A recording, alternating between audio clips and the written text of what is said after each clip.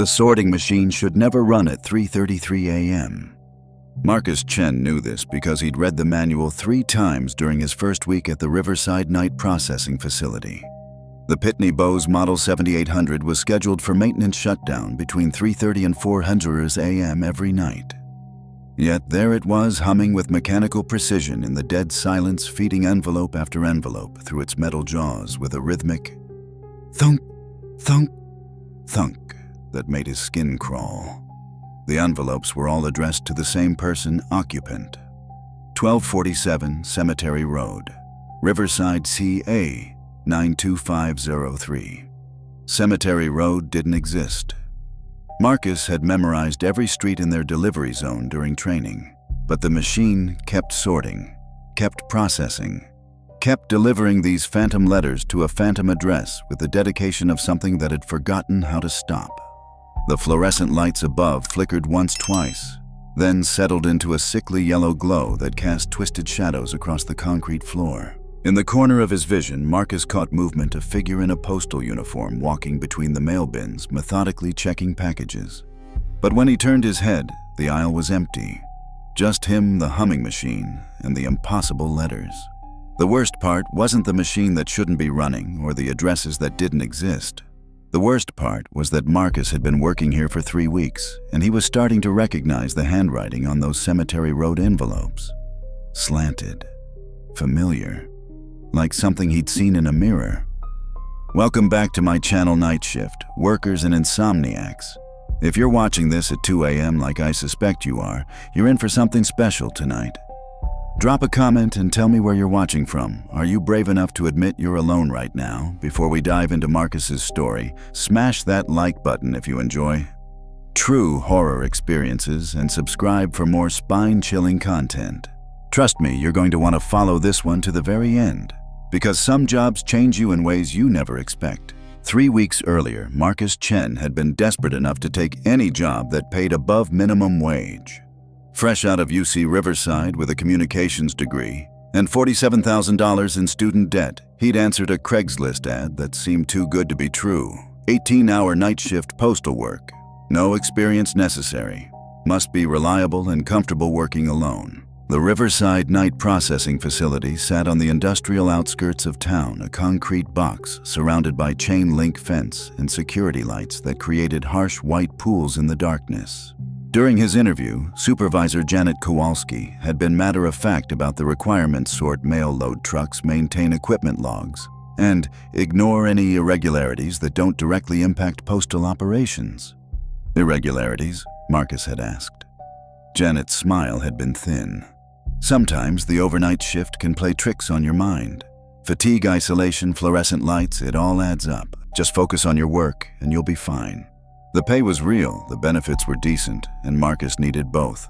He'd signed the paperwork without reading the fine print.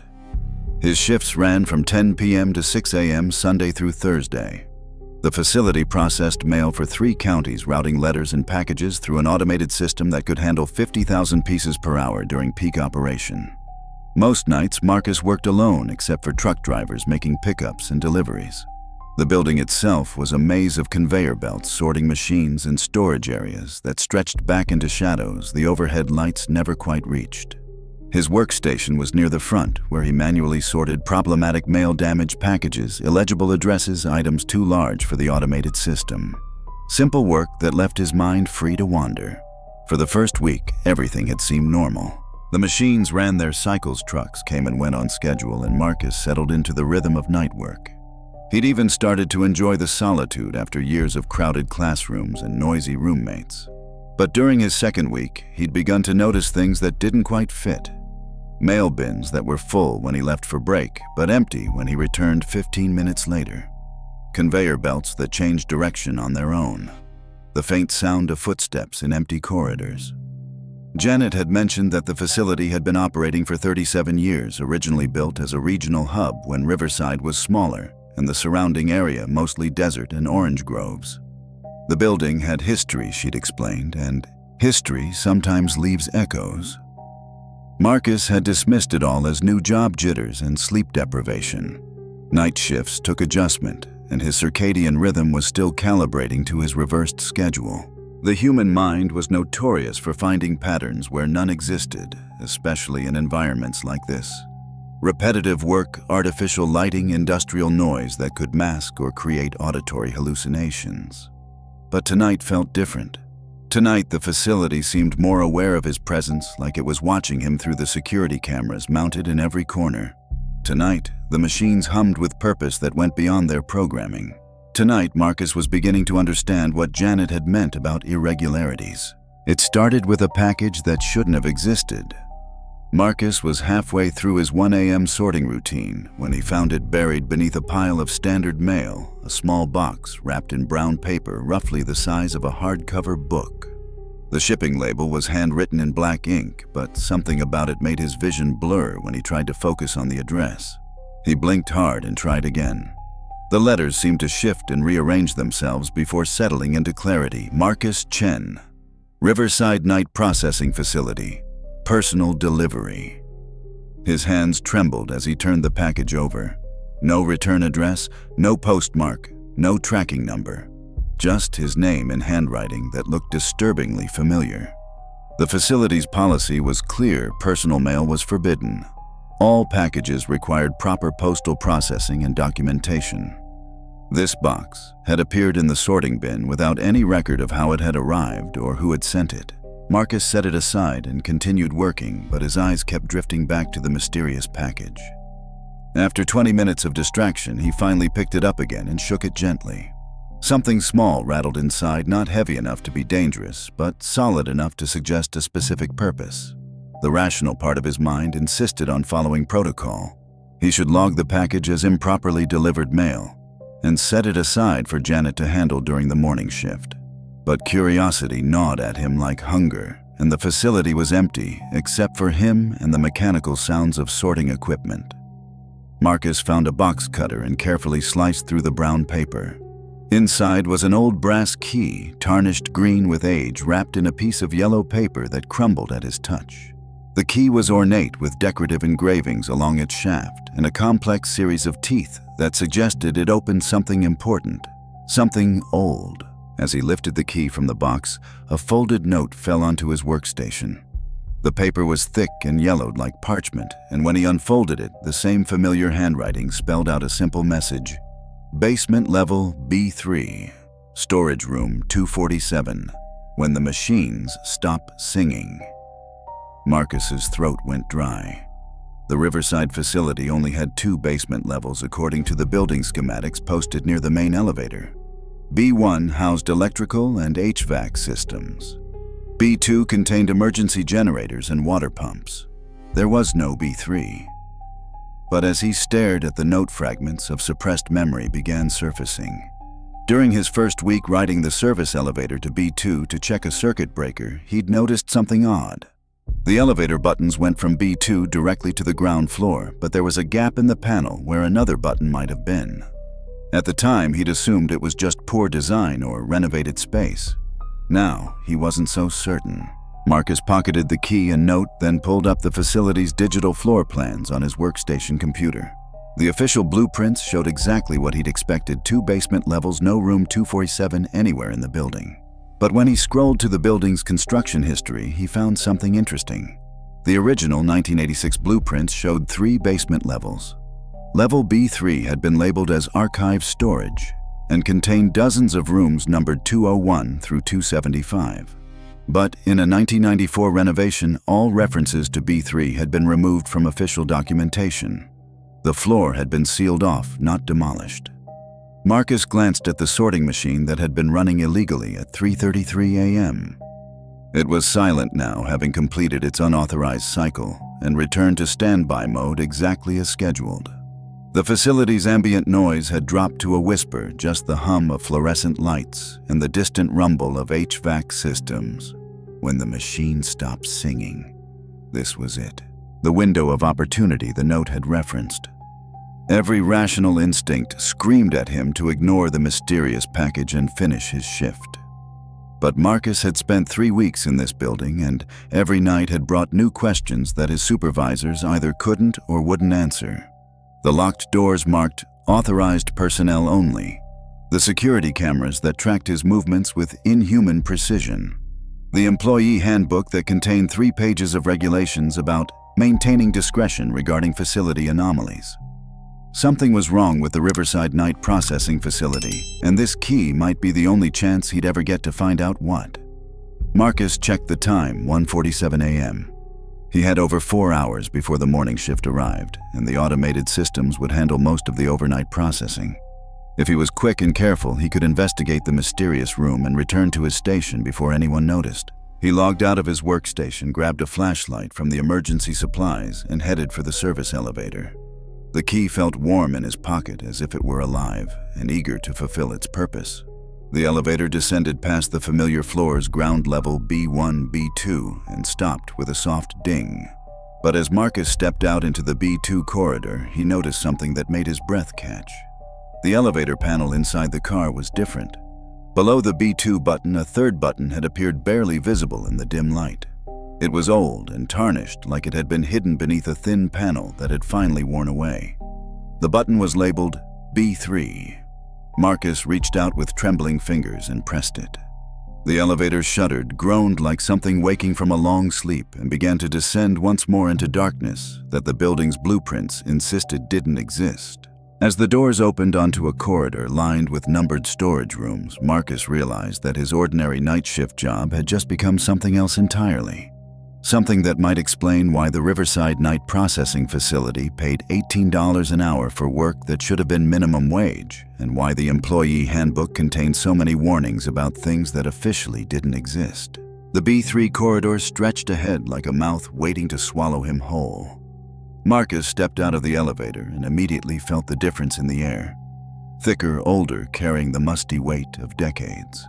The fluorescent lights flickered erratically, casting unstable shadows that seemed to move independently of their sources. Unlike the upper levels with their modern industrial carpet and painted walls, this floor was raw concrete and exposed pipes, as if construction had stopped midway through and never resumed.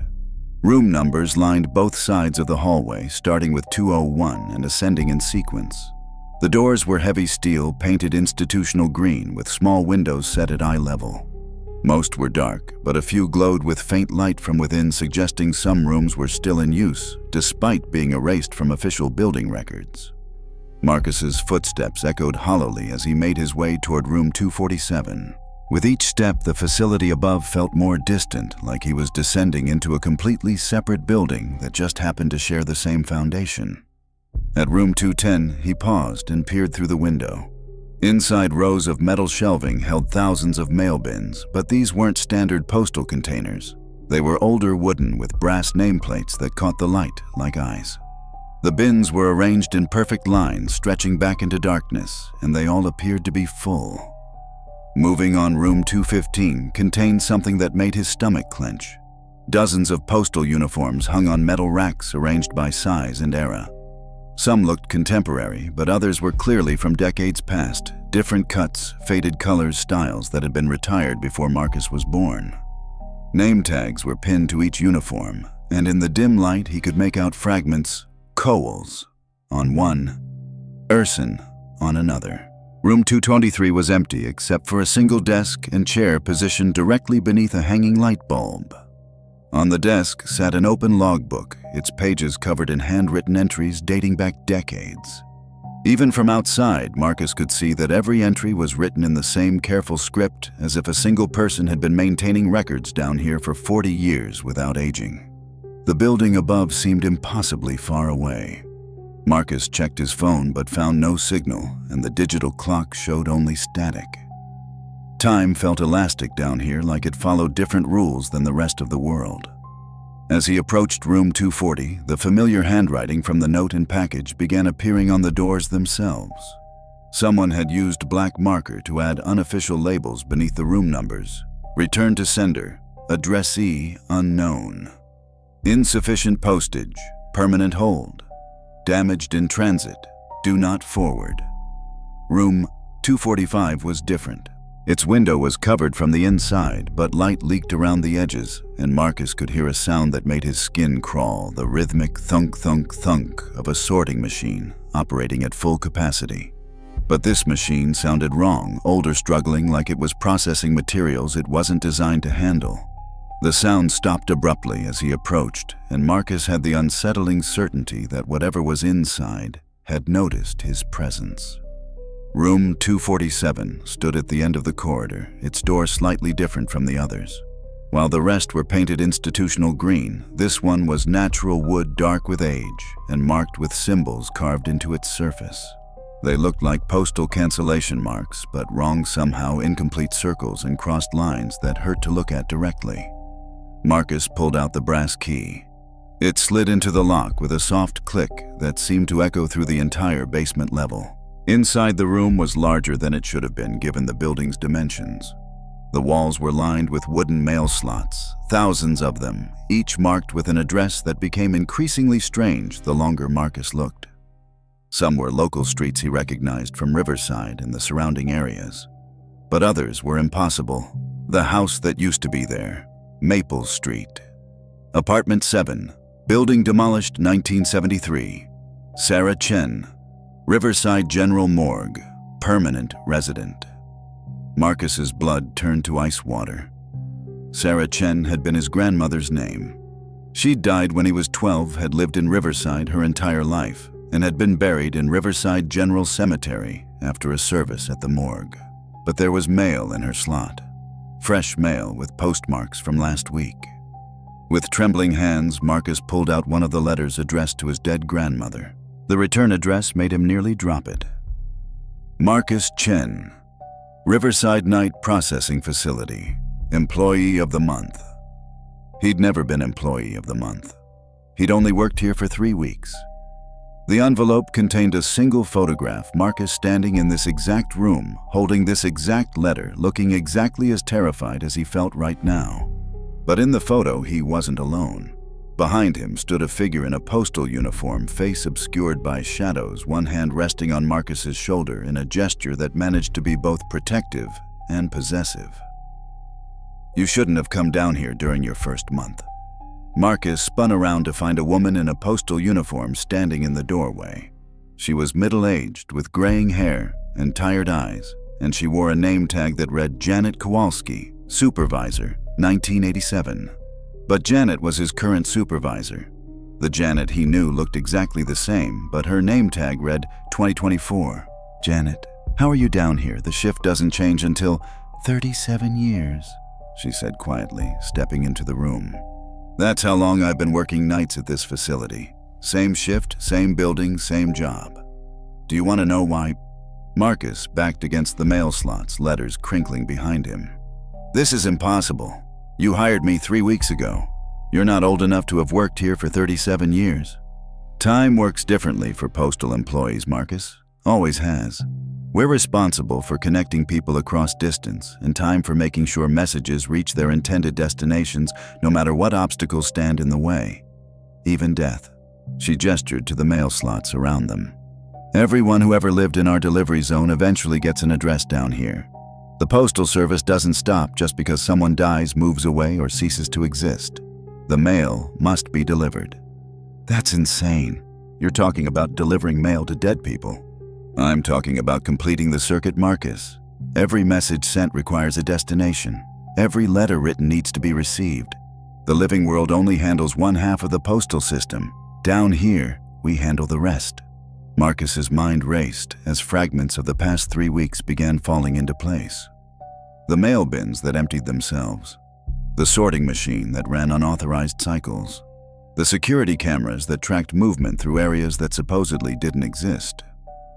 The job posting, he said slowly. It wasn't for a regular postal worker. No, it was for a liaison. Someone young enough to adapt, smart enough to learn, and isolated enough that no one would notice the changes. Janet's expression softened slightly. I didn't want to recruit you this early, but we had a surge in volume. The living world has been particularly active lately. Lots of unsent messages, unfinished conversations, final words that never got delivered. What happens if I refuse? You can't refuse, Marcus. You've already accepted. The moment you used that key, you became part of the system. The building has your signature now, and your shift schedule just became permanent. The implications hit him like a physical blow. No wonder the pay was so good. No wonder they hired without experience. The Riverside Night Processing Facility wasn't just processing mail for the living, it was a recruitment center for an underground postal service that operated according to rules no government had ever authorized. How many other employees work down here? Everyone who's ever worked the night shift at this facility going back to 1987. We're all here, Marcus. All of us still sorting, still delivering, still making sure the mail gets through. She paused. The work never ends, but neither do we.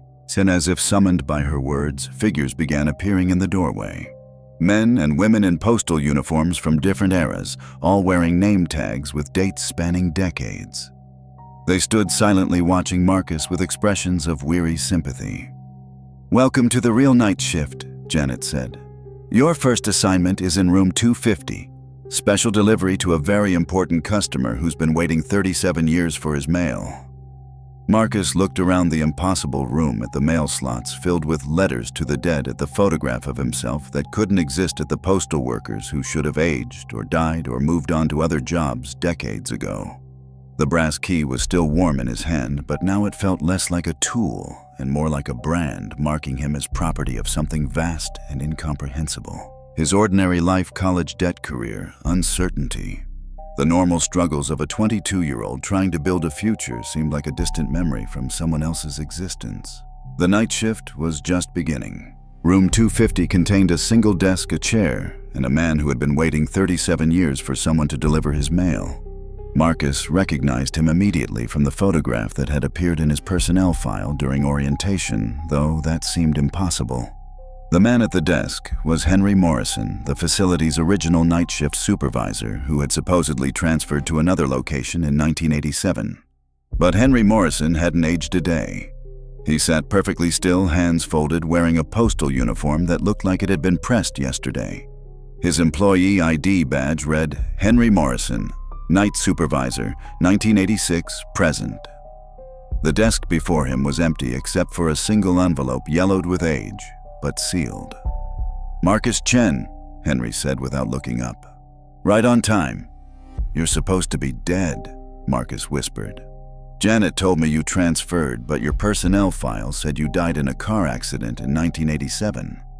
Both are true in a way." Henry finally raised his eyes, and Marcus saw they were completely black. Not the iris or pupil, but the entire visible eye, like looking into deep water at night. "I was driving home from my last shift when a drunk driver ran a red light, but the Postal Service had already claimed me. Death couldn't cancel my employment contract." The room felt smaller, with each word walls pressing in like the inside of a mail sorting machine. Marcus realized he was no longer just visiting an impossible basement level, he was trapped inside the machinery of something that had been growing beneath Riverside for decades. "The envelope on your desk," Marcus said. "Is that what I'm supposed to deliver?" "My final report. I was supposed to submit it the morning I died, but obviously circumstances prevented proper completion. The Postal Service doesn't tolerate unfinished paperwork." Henry stood, and Marcus saw that his uniform was torn across the chest. Dark stains, suggesting injuries that should have been fatal 37 years ago. "The report details what I discovered about this facility, why it was really built, why the night shift exists, why we recruit young people who won't be missed for a few months while they adjust." "What did you discover?" "The Riverside Night Processing Facility was never designed to handle normal mail. It was built over a convergence point, a place where the boundary between the living world and what comes after becomes permeable. The Postal Service discovered that messages could be transmitted across that boundary, but only under specific conditions." Henry picked up the envelope, and Marcus saw that it was addressed to the Postmaster General, Washington, D.C. Priority eternal. "The government doesn't know," Henry continued. "This facility operates outside their oversight, funded by revenue from irregular sources. We process messages from the dead to the living, final communications that traditional mail systems can't handle. But we also recruit living employees to maintain the operation. Recruit or kidnap. The Postal Service prefers the term permanent placement." Henry's black eyes reflected no light. Once you start working down here, you can't leave. The boundary doesn't work that way. You become part of the mechanism that keeps messages flowing between worlds. Marcus felt the brass key burning hot in his pocket. There has to be a way out. You could have escaped instead of sitting here for 37 years. I tried. Henry gestured to his torn uniform. The facility doesn't let its employees quit. Resignation letters get returned to sender. Transfer requests disappear. Attempts to physically leave. Well, you can see how that worked out for me. The lights in room 250 began to flicker, and Marcus heard the distant sound of the sorting machine starting up again. But this time it was joined by others, dozens of machines throughout the basement levels processing mail that shouldn't exist for people who shouldn't be able to receive it. The system is activating, Henry said. 3:33 a.m. is when we handle our highest priority deliveries. Messages from the recently deceased to their living relatives, final confessions, deathbed revelations, love letters from the other side. Marcus understood with horrible clarity. My grandmother, the mail in her slot. She's been trying to send me messages. Sarah Chen has been very persistent. 17 letters in the past 3 weeks, all returned due to insufficient living recipient engagement. But now that you're part of the system, her mail can finally be processed. The envelope in Henry's hands began to glow with faint phosphorescence, and Marcus realized it wasn't just a report. It was a key to understanding how the entire underground postal service operated. Information that could expose the system, shut it down, free the employees who had been trapped here for decades. But it was also leverage that Henry had been holding for 37 years, waiting for someone who might be strong enough to use it. Why give this to me? Marcus asked. Why now? Because the system is growing. Every year, more facilities like this one come online. More employees get recruited. More families lose sons and daughters to permanent night shifts that never end. Henry stepped closer, and Marcus smelled the antiseptic scent of a morgue. Someone needs to deliver this report to the living world. Someone needs to break the circuit. The sorting machines reached full volume, creating a mechanical symphony that shook the entire basement level. In the distance, Marcus could hear Janet calling his name, her voice echoing through corridors that shouldn't exist. Henry held out the envelope. Special delivery, Marcus. Priority eternal. Will you accept this assignment? Marcus reached for the envelope, knowing that whatever choice he made would determine not just his own fate, but the fate of every postal worker who would be recruited after him. The brass key in his pocket had gone cold. Marcus took the envelope with hands that no longer trembled. The moment his fingers touched the yellowed paper, he felt something shift inside him, a terrible clarity that came with accepting the full weight of his situation. The report has to reach the living world, he said.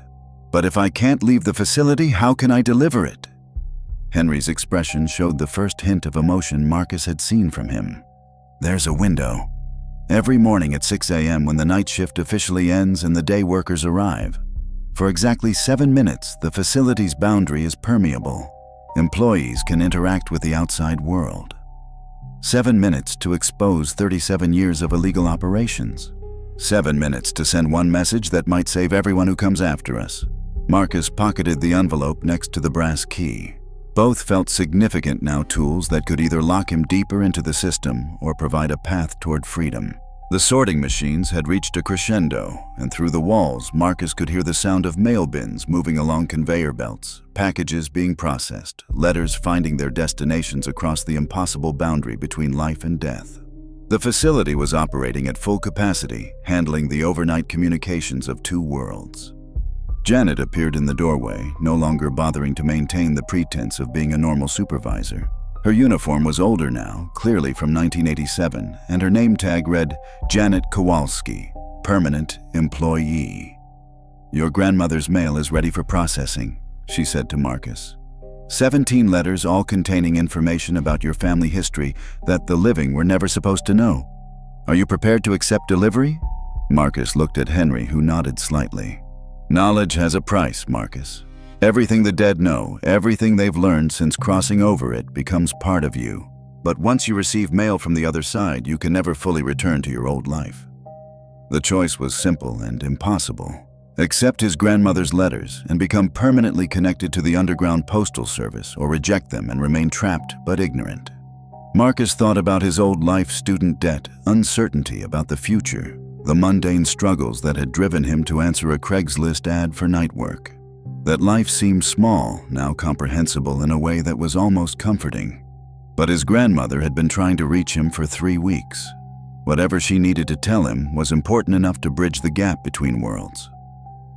"I'll accept delivery," Marcus said. "But after 6 a.m., I'm delivering Henry's report to the living world. The Postal Service's little recruitment scheme ends here." Janet smiled, and for a moment she looked genuinely proud. "Welcome to your real first day, Marcus." At 5:53 a.m., Marcus stood at the facility's main entrance with Henry's report hidden inside his work jacket. The envelope felt heavier than paper should, as if it contained the accumulated weight of 37 years of trapped souls. Janet stood beside him, no longer the tired supervisor from his interview, but someone who had been maintaining an impossible vigil for decades. "You understand what happens if you succeed," she said quietly. "If the report reaches the Postmaster General, if the facility gets shut down, everyone down here gets freed," Marcus finished. "Gets erased." Her voice was gentle but firm. "We exist because the facility exists.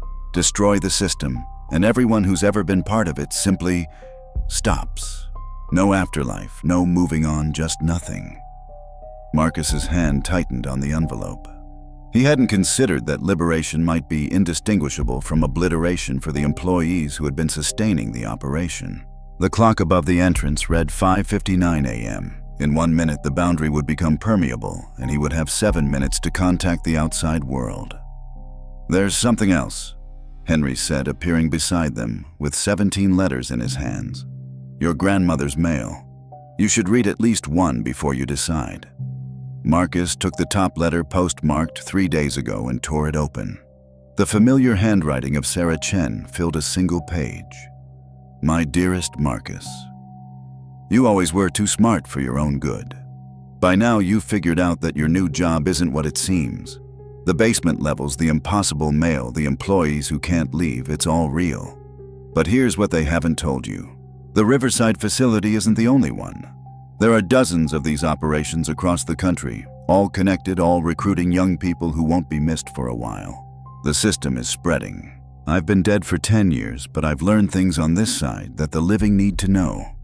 The Postal Service you've discovered isn't evil, Marcus. It's necessary. Without it, messages from the dead would accumulate until the boundary between worlds collapsed entirely. The employees aren't prisoners, they're guardians. The facility isn't a trap. It's a filter preventing spiritual communication from overwhelming the living world. Henry's report will destroy everything, but not in the way you think. The government will shut down the facility, but the dead will keep sending messages. Without trained employees to process them, without the machinery to regulate the flow, the messages will find other ways through. Every phone call will carry voices from beyond. Every letter will contain words from the deceased. Every email will include attachments from the other side. The boundary will dissolve and the living and dead will exist in the same space. You have a choice, my dear grandson. Save yourself and doom both worlds, or accept your position and maintain the balance. With all my love from the other side, Grandmother Sarah, P.S. The brass key opens more than just room 247. It's a master key for the entire national network. The choice of where to use it is yours. The clock struck 6 a.m. Through the facility's windows, Marcus could see the first day shift employees pulling into the parking lot. Normal people with normal jobs, unaware that they worked above an operation that prevented reality itself from unraveling. Marcus looked at Henry's report, then at his grandmother's letter, then at Janet and Henry, who stood waiting for his decision. The boundary was permeable. He could walk outside, call the authorities, expose everything. Or he could destroy the report, accept his position, and become another permanent guardian of the impossible. But his grandmother had mentioned a national network. Other facilities. Other young people being recruited into impossible night shifts. Marcus smiled and pulled out the brass key. There's a third option, isn't there? The key works for all the facilities. If I can't shut down the system, maybe I can fix it instead. Janet's eyes widened. Marcus, no. If you try to access the master controls, then I become the Postmaster General for the entire underground network. He walked toward the door. Time to deliver some new management policies. Outside, the sun was rising on a world that had no idea how much mail was keeping it intact. Marcus had found his career after all.